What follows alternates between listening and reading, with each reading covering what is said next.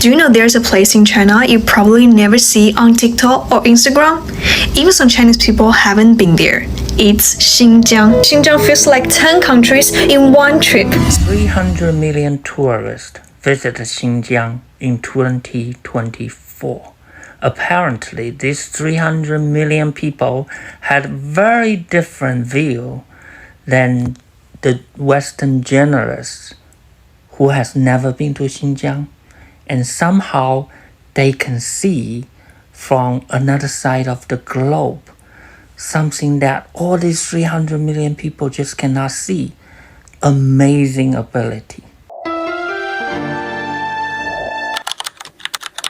These are my first impressions of Xinjiang province in China. There are Chinese flags everywhere, like a lot of them. Like, what are you trying to prove, girl? Now, the architecture is stunning, but just like anywhere else in China, it's been turned into a commercialized mall. And even the traditional clothes are just for social media photos. Now, because it gets so cold in winter, there is so many tunnels under the city, and they go on for ages. Like, there's actually proper markets in here. And just 1 hour away, you're in the middle of the Gobi Desert. And there's literally bazaars everywhere. but they're all fake. Everything is fake. It looks like Universal Studios. And finally, everything is written in Chinese and Uyghur, which is the actual native language of the land. And this is just the first 2 days. Like, what? And I repeat, what? Our first day here in Xinjiang. We are amongst the people. The weather is really, really nice. It's about 20 degrees, which is a lot warmer than what we thought it would be. And everybody is just been so welcoming. There's been no issues whatsoever. We've had chestnuts given to us. We've tried some street food. It's just been such a cool experience.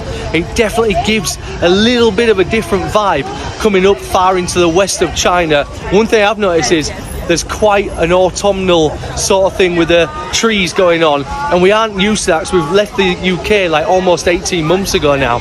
So it's great to see the autumn vibes here, and the weather is pretty nice. But so far, so good. The people are treating us good. We feel really welcome, and we're just taking it all in. Just check out all this food here. This is like a naan bread, they're like the size of pizza. Over here we've got some like parcels there. I don't know what they've got inside, but it smells so good. And over here we've got more stuff. This looks like a chickpea sort of salad. Here are my first impressions of Urumqi, the capital of Xinjiang Uyghur Autonomous Region. The first thing I noticed is how chilly it is compared to Kashgar. Every day in Kashgar was super warm, like 90 to 100 degrees, but it's definitely a lot chillier here in Urumqi. Urumqi is a majority ethnically Han city, and there are far more Hui Muslims here as well, which is why you will see that most signs are in Chinese versus in Kashgar, where most signs are bilingual in Chinese and Uyghur. There is also a lot more security here in Urumqi than in Kashgar. I also find it to be far more commercial, and I've definitely come across a few tourist traps already. But that's probably because Urumqi is a more modern city, while Kashgar is still kind of a rural place. There's also malls everywhere, which is not really my thing, but I do have to say that there are far more options for food, which I appreciate. Grow here in Xinjiang. Do you see how big this melon is? This is bigger than my face.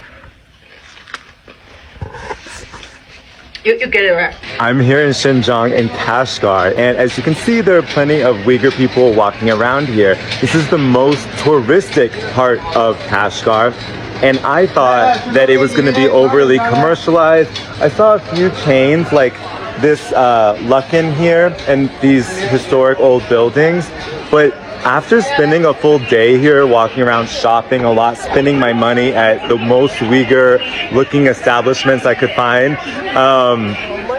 it's just not. And then after doing more research about it and talking to the Uyghur people here, a lot of them speak really fluent English, by the way, I learned that they still live here. Now, is it a little bit overly commercialized to have just shops after shops after shops? Yeah, a little bit, but it's not any kind of like chain stores. I would say 95% of the things here are Uyghur owned, and it's all the kind of classic traditional foods because their culture has become really popular.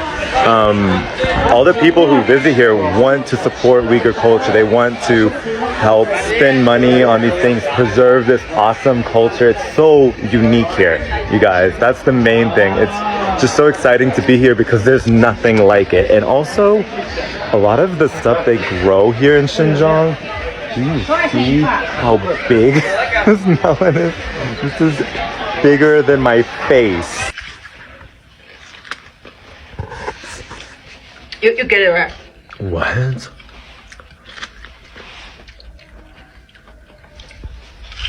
It's so good. It's so sweet.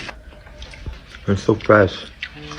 Once the media say the Uyghur people in Xinjiang are not allowed to speak their language, but I'm in Xinjiang right now, in Urumqi, and look what I found. Look, the shopping mall. The name of the shopping mall is written both in Uyghur and Mandarin. Actually, if you look over here, all the stores' names are in both languages. Uyghur language and Mandarin.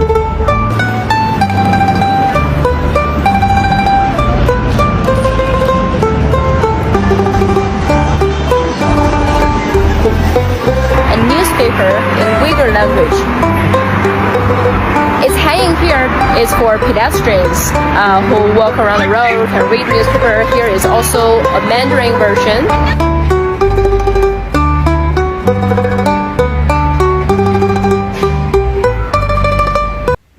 And by the way, this mountain, if I'm not mistaken, it's a group of them. It's called the Tiansang, Heavenly Mountain, and the lake, Heavenly Lake. It was named thousands of years ago when Han people was there.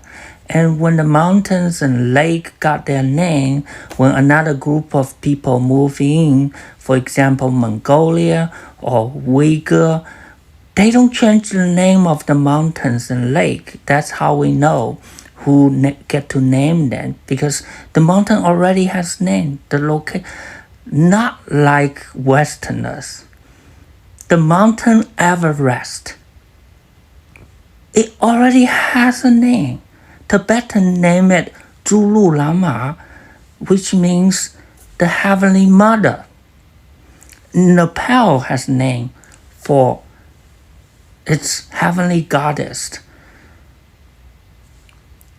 The mountain already has name, and the Westerner visit that part of the globe and name it Everest to commemorate somebody who climbed that mountain.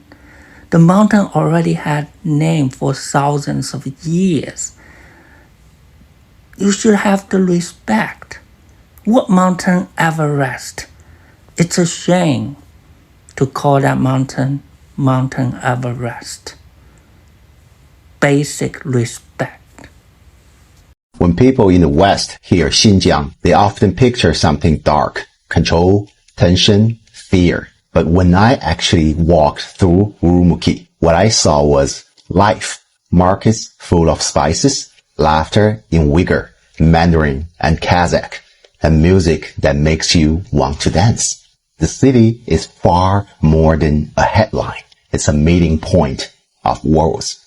Urumqi sits at the very heart of Eurasia, closer to Moscow than to Beijing. For centuries, it's been the crossroad of cultures. Persian traders, Mongol riders, Soviet engineers, and now high-speed trains. You can feel that mix in the air. Kebabs sizzling next to the bubble tea. Muslim mosques beside shopping malls. Veiled grandmothers and Gen Z vloggers walking side by side. This is China's frontier, but it's also a mirror of its diversity.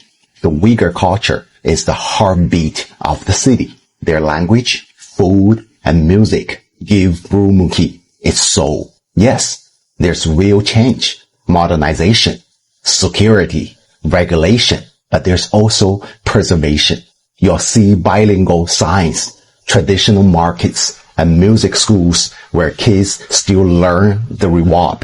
Most locals aren't obsessed with politics. They just want peace, stability, and opportunity, like anywhere else. Western media often talks about Xinjiang, but rarely to the people here. If they did, they'd see something else. Han and Uyghur shop owners chatting like old friends, delivery workers praying during breaks, families sharing lamb skewers under neon lights. It's not perfect. No place is, but it's human, alive, and far from the caricature often shown abroad.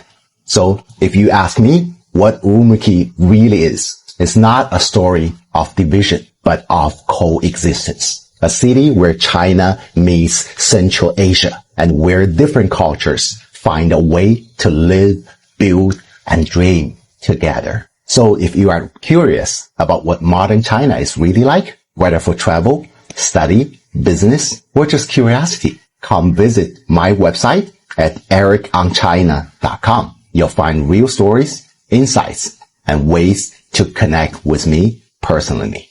Ciao. Wow, this is amazing. I hope you're enjoying the compilation to this extent.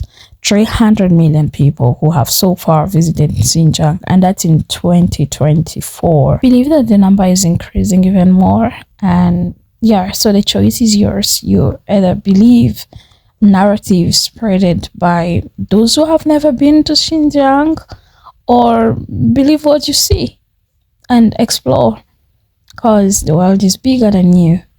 Explore the world and check what business opportunities could be out there. Like the video for recommendations, subscribe if you're new here. I'll let you enjoy this beautiful scenery as you wind up this compilation. I appreciate love and support. Snow mountains, river, grassland, and endless mountain ranges. Oh, there's no best time to visit because it's perfect in spring, summer, autumn, and winter. You can imagine a road trip with a family here, or picture yourself driving down endless highway with your partner by your side. Either way, Xinjiang makes it unforgettable. And the best part is you don't have to figure out alone. You can join my Xinjiang travel group. I will take you to discover the hidden gem in China.